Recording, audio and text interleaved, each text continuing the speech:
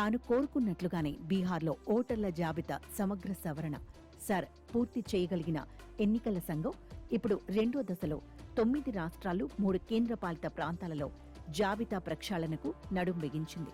బీహార్లో 7.5 కోట్ల ఓటర్ల సవరణే వివాదాస్పదమై వ్యవహారం సుప్రీంకోర్టు వరకు పోయిన నేపథ్యంలో ఇప్పుడు 4 నెలల్లో ఏకంగా 50 కోట్ల మంది ఓటర్ల పుట్టు పూర్వోత్తరాలను పరిశీలించి ప్రక్షాళించాలని ఈసీ నిర్ణయించింది. నెలకో దశని పూర్తి చేసుకుంటూ ఫిబ్రవరిలోగా పని ముగించబోతోంది. వచ్చే ఏడాది ఎన్నికలకు పోబోతున్న విపక్ష పాలిత రాష్ట్రాలు కూడా ఈ సవరణలో ఉన్నందున దేశం ఇకపై తీవ్ర వాగ్యుద్ధాలను చూడక తప్పదు. బీహార్ లేవనెత్తిన అనుమానాలు, ప్రశ్నలకు ఇప్పటికీ జవాబులు లేవు. ఇప్పుడు దానిని మరింత విస్తరించడానికి ఈసీ సిద్ధపడింది. కొత్త ఓటర్లను చేర్చకుండా ఏకంగా 65 లక్షల మందిని అనర్హులుగా మార్చేసిన బీహార్ దారిలోని మిగతా దేశాలన్నీ ఈసీ నడిపించాలనుకుంటోంది అని కాంగ్రెస్ విమర్శించింది. పశ్చిమ బెంగాల్తో ఈసీకి ఎలాంటి ఘర్షణ లేదని, రాజ్యాంగబద్ధ విధిని తాము నిర్వర్తిస్తున్నామని ప్రధాన ఎన్నికల కమిషనర్ జ్ఞానేష్ కుమార్ విలేకరుల ముందు చేసిన వ్యాఖ్య జరగబోయే రచ్చని ముందే తెలియజెబుతోంది. బెంగాల్లో సమగ్ర సవరణకు ఉపక్రమిస్తే రక్తపాతాలైపోతాయన్న తరహాలో మమతా బెనర్జీ గతంలోనే కొన్ని హెచ్చరికలు చేశారు. ఏ మాత్రం లెక్క తేడా వచ్చినా ఊరుకునేది లేదని ఈసీ ప్రకటన తర్వాత కూడా ఆమె పార్టీ ఘాటుగానే హెచ్చరించింది. బీజేపీ అసలు లక్ష్యం బెంగాల్ మాత్రమేనని, ముందుగా బీహార్లో రిహర్సల్స్ జరిగిందని తృణమూల్ విమర్శ. రాష్ట్రంలో బీజేపీ బలంగా దూకుడుగా ఉన్న నేపథ్యంలో ప్రతి ఓటరు జోడింపు, తొలగింపు తీవ్ర వివాదం కావచ్చు. తమిళనాడు, కేరళ పాలక పక్షాలు కూడా ఎన్నికల సంఘం నిర్ణయాన్ని గట్టిగా ప్రశ్నించాయి. వచ్చే ఏడాది ఏప్రిల్ లేదా మే నెలలో ఎన్నికలు జరగబోతున్నందున తమిళనాడు, పశ్చిమ బెంగాల్, కేరళ రాష్ట్రాల్లో ఇంత హడావిడిగా జాబితాలను సవరించాల్సిన అవసరం ఏముందని ఆ పార్టీలు అడుగుతున్నాయి. యూపీలో సమాజ్వాద్ పార్టీ యావత్ ప్రక్రియ మీద కన్నీసి ఉంచేందుకు పీడీఏ దళాలను రంగంలోకి దింపబోతున్నట్లు ప్రకటించింది.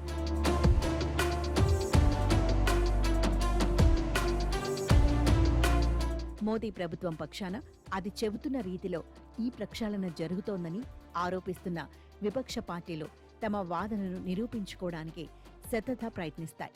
ఒక రాజకీయ పార్టీగా బీజేపీ కూడా ఎన్నికల సంఘాన్ని ఏమాత్రం ప్రశ్నించకుండా దానిని ఏకపక్షంగా వెనకేసుకురావడం విపక్షాలకు ఆయుధంగా ఉపకరిస్తోంది.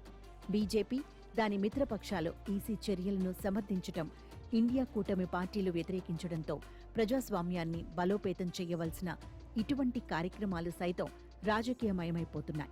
చట్టవిరుద్ధమని తేలితే సర్ను సమూలంగా రద్దు చేస్తానని ఆదిలో ఘాటైన హెచ్చరికలు చేసిన సర్వోన్నత న్యాయస్థానం ఆ తర్వాత ఈసీ వాదనలకు లొంగిన కారణంగానే ఇప్పుడు సదరు ప్రక్రియ బీహార్ దాటి దేశమంతా విస్తరించగలుగుతోంది. తన స్వతంత్రతను, స్వేచ్ఛను అడ్డుకోవద్దన్న ఈసీ వాదనకు సుప్రీం సరేనంటూ ఏవో చిన్న సవరణలతో పాటు ఆధార్ను కేవలం ఒక గుర్తింపు పత్రంగా చేర్చగలిగింది.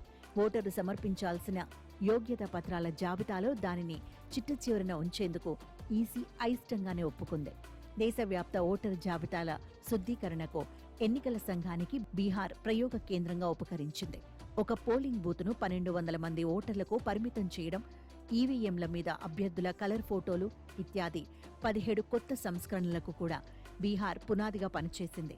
రాహుల్ చేసిన ఓట్ చోరీ ఆరోపణలు, ఓటు అధికార యాత్రలో ఎన్నికల సంఘాన్ని ఆత్మరక్షణలోకి నెట్టిన మాట నిజం.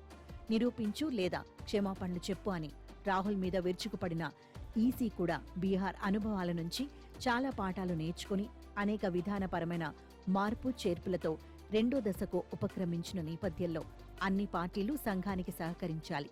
ప్రక్రియ ఆరంభంలో ఆయా రాష్ట్రాల రాజకీయ పక్షాలతో చర్చలు జరపడమే కాక అది పూర్తిగా ముగిసేంత వరకు వాటి సలహాలు, అభ్యంతరాలను స్వీకరించగలిగినప్పుడే ఈ భారీ కార్యక్రమాన్ని ఈసీ సవ్యంగా, సంతృప్తికరంగా పూర్తి చేయగలుగుతుంది.